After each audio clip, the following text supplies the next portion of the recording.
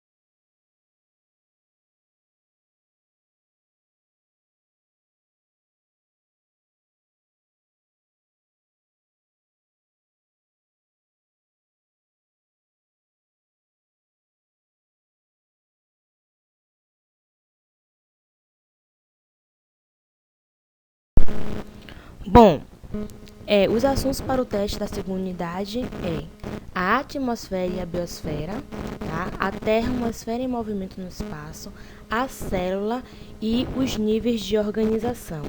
Bom, lembrando que nos níveis de organização, lá no livro de vocês só vai até a página 128, tá? A gente vai dividir os níveis de organização em dois.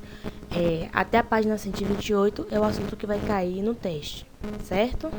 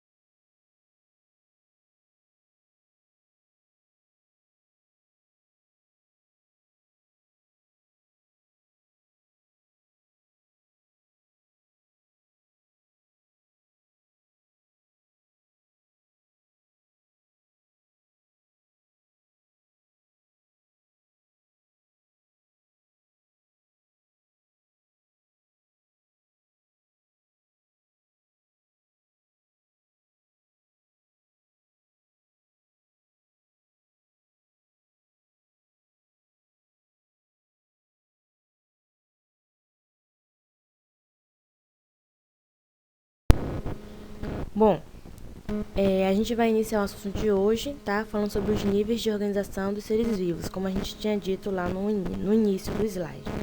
Bom, no slide anterior, lá naquele slide falando sobre a célula da semana passada, você aprendeu que há seres vivos, como as amebas, são formadas por uma única célula, que são chamados de seres unicelulares, tá? Enquanto os outros, como os animais e as plantas, são compostos de muitas células, tá? Que são chamados de seres multicelulares ou pluricelulares.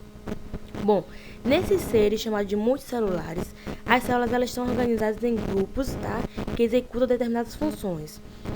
Podemos comparar para se ter uma ideia melhor do que a gente vai falar nesse slide, a gente pode comparar essa organização com uma orquestra, tá? Em que cada indivíduo tem o seu papel na interpretação e na execução da música, não é isso?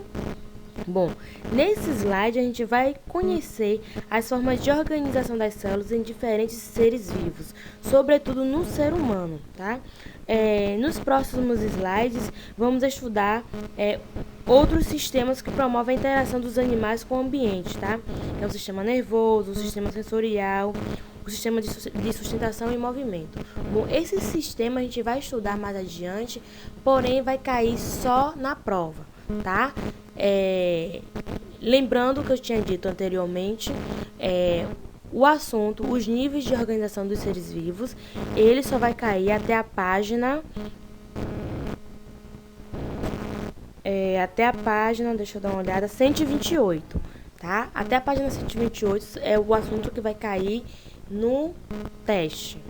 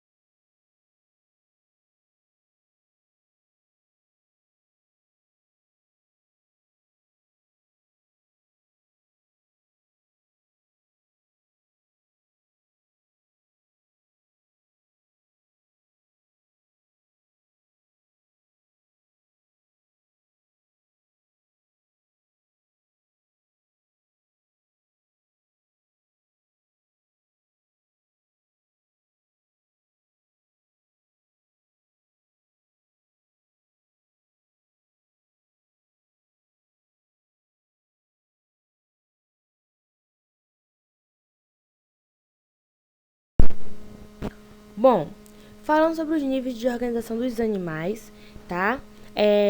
Eu pergunto a vocês: você já pensou como as células que são tão pequenas podem fazer, por exemplo, um braço levantar um objeto? Vocês já pararam para pensar nisso? Bom, como a gente viu, né, nos capítulos anteriores, nossos músculos eles são formados por células que pode se contrair e diminuir o comprimento e o movimento por parte do nosso corpo, tá? Como, por exemplo, os braços e as pernas. Aí vocês estão vendo uma figura, tá?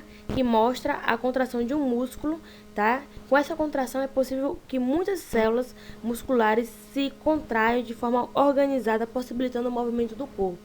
Então a gente ainda está vendo nessa imagem a movimentação das pernas, dos braços, de todo o corpo do indivíduo quando está jogando uma bola, por exemplo. Tá? Assim como as células musculares, as demais células do organismo multicelulares formam um grupo chamado de tecidos. Tá? As células elas, agrupadas em um tecido desempenham função específica. Nos animais, encontramos, por exemplo, os tecidos musculares responsáveis pelos movimentos do corpo e os tecidos de sustentação, que formam entre as estruturas os ossos, tá?